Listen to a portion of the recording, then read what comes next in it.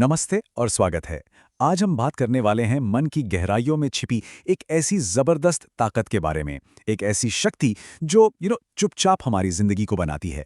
जी हाँ, हम बात कर रहे हैं सबकॉन्शियस माइंड यानी अवचेतन मन की।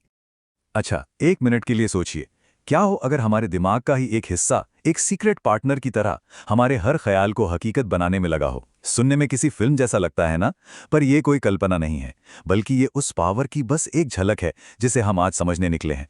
तो सवाल ये उठता है कि आखिर ये सीक्रेट पार्टनर है क्या चीज। देखिए, इसे समझने का सबसे पहला और आसान तरीका है इसे मन की एक बहुत बड़ी फाइलिंग कैबिनेट की तरह सोचना। तो देखिए, सोर्स के मुताबिक ये जो अवचेतन मन है, ये बेसिकली चेतना का एक ऐसा जोन है जहां हमारी पांचों इंद्रियों से जो कुछ भी अंदर आता है, हर छोटा बड़ा ख्याल, हर एहसास, हर तजुर्बा, सब कुछ, मतलब सब कुछ बहुत ध्यान से क्लासिफाई करके रिकॉर्ड हो जाता है। अब ये जो फाइलिंग कैबिनेट वाली बात है ना, ये बड़ी मजेदार है। सोचिए, एक ऐसी कैबिनेट जो कभी बंद ही नहीं होती, और सबसे बड़ी बात, इसे अच्छे और बुरे में कोई फर्क नहीं पता।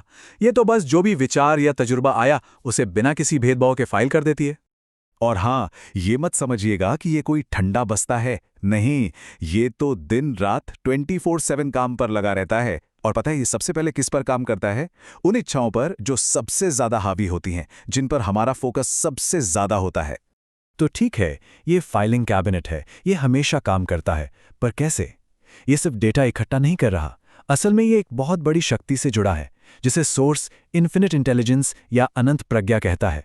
चलिए अब देखते हैं कि ये कनेक्शन आखिर काम कैसे करता है। और यहीं पर इस पूरी थ्योरी का मेन पॉइंट आता है। अवचेतन मन असल में हमारे लिमिटेड लॉजिकल दिमाग और उस अनंत प्रज्ञा, मतलब एक तरह की यूनिवर्सल चेतना के बीच एक ब्रिज, एक पुल की तरह काम करता है। तो सबसे जरूरी बात क्या हुई? यही कि इस कनेक्शन के जरिए ही हमारा सबकॉन्शियस माइंड उस बड़ी शक्ति का इस्तेमाल करता है। ये एक ख्याल, एक इच्छा, जो कि अभी सिर्फ एक सोच है, उसे लेता है और उसे एक असली फिजिकल चीज में बदलने का प्रोसेस शुरू कर देता है। लेकिन इस जबरदस्त पावर को इंस्ट्रक्शन कैसे दें? सिर्फ सोचने से तो काम नहीं चलेगा। इसमें एक बहुत ही जरूरी चीज चाहिए, एक ऐसा इंग्रेडिएंट जो सब कुछ बदल देता है। और ये जो लाइन है, ये शायद इस पूरी बातचीत का सबसे जरूरी हिस्सा है। सिर्फ ठंडे लॉजिकल विचार काफी नहीं है। हमारा सबकॉन्शियस माइंड सिर्फ वही भाषा समझता है और उसी पर एक्शन लेता है जिसमें इमोशंस यानी भावनाएं जुड़ी हों। इमोशन ही एक्शन का ट्रिगर है। तो सवाल उठता है कि भाई, इमोशन में ही ऐसा क्या खास है? ये एक सिंपल से ख्याल को इतना पावरफुल क्यों बना देता है? इसका जवाब ना एक बहुत ही कमाल की मिसाल में छिपा है। बिल्कुल सही, इमोशंस ठीक वैसे ही हैं जैसे रोटी के आटे में यीस्ट यानी खमीर होता है। ये एक सुस्त पड़े ख्याल में जान फूंक देते हैं, उसे एनर्जी देते हैं और उसे एक एक्टिव फोर्स में बदल देते हैं, एक ऐसी फोर्स जो असल में नतीजे ला सकती है।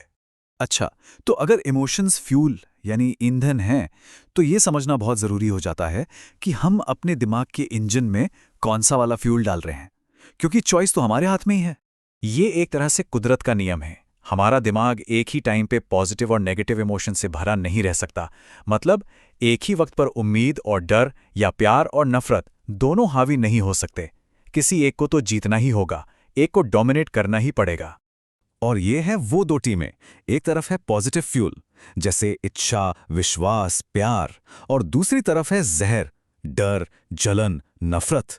और मजे की बात यह है कि सबकॉन्शियस माइंड को इससे फर्क नहीं पड़ता। वो तो दोनों में से किसी पर भी काम करने लगेगा। चॉइस पूरी तरह हमारी है कि हम उसे क्या देते हैं। लेकिन ये बदलाव ना अपने आप नहीं होता, इसके लिए मेहनत लगती है, एक कॉन्शियस एफर्ट। अपनी मेंटल दुनिया का माली बनना पड़ता है और पॉजिटिव इमोशंस को लगातार सींचना पड़ता है। ये एक कला है जो सिर्फ आदत बनाने से ही आती है। तो चलिए, मान लिया कि हमने सही इमोशनल फ्यूल चुन लिया।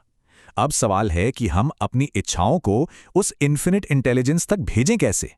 सोर्स इसके लिए भी एक बहुत जबरदस्त एनालॉजी का इस्तेमाल करता है। तो ये मन का रेडियो काम कैसे करता है? बहुत सिंपल है। स्टेप 1, एक ख्याल बनता है, ये हो गया आपका radio station. Step 2, subconscious mind विश्वास जैसे इमोशन का इस्तेमाल करके उस सिग्नल की वाइब्रेशन को स्टेप अप कर देता है, उसे पावरफुल बनाता है। स्टेप 3, ये पावरफुल सिग्नल इन्फिनिट इंटेलिजेंस तक ट्रांसमिट होता है। और स्टेप 4, जवाब एक प्लान या आइडिया की शक्ल में वापस रिसीव होता है। कमाल है ना? इस पूरे प्रोसेस में एक चीज सबसे जरूरी है, और वो है विश्वास, यानी फेथ। यही वो एजेंसी है जो एक आम से ख्याल को वो स्पिरिचुअल वाइब्रेशन देती है जिसकी जरूरत ट्रांसमिशन के लिए होती है। बिना विश्वास के सिग्नल कहीं नहीं पहुंचता, वो बस हवा में खो जाता है। और इस पूरी बातचीत को हम एला व्हीलर विल्कॉक्स की इन जबरदस्त लाइनों के साथ खत्म करते हैं। ये एक बहुत गहरी बात याद दिलाती हैं कि हमारे दिमाग से निकलने वाला हर ख्याल एक जिंदा चीज है, एक ऐसी एनर्जी जो इस यूनिवर्स में बाहर जाती है और अपने जैसी ही चीज को खींचकर वापस लाती है। तो असली सवाल यह है, हम बाहर कौन से ख्याल भेज रहे हैं?